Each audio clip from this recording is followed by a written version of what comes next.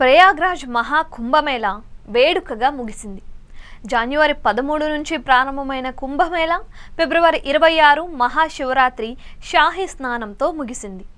కుంభమేళా ముగిసినా కూడా భక్తులు మాత్రం ఇంకా కుంభమేళకు వస్తూనే ఉన్నారు. అక్కడ ప్రతిరోజు భక్తులు త్రివేణి సంగమంలో పుణ్య స్నానాలు ఆచరిస్తున్నారు.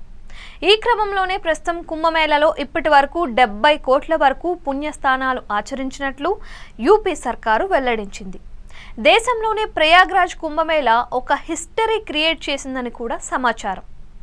144 ఏళ్ల తర్వాత ఏర్పడిన మహా కుంభమేళా కావడంతో మన దేశం నుంచి మాత్రమే కాకుండా ప్రపంచం నలుమూలల నుంచి కూడా పవిత్ర స్థానాలు ఆచరించేందుకు భక్తులు పోటెత్తారు.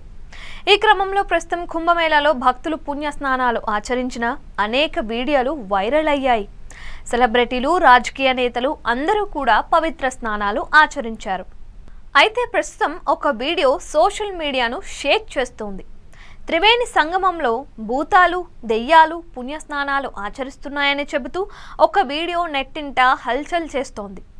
ఈ వీడియోలోని సీసీటీవీలో కొంతమంది గుంపులుగా చంద్రం రంగు బట్టలు ధరించి పుణ్య స్నానాలు ఆచరించినట్లు కనిపిస్తోంది.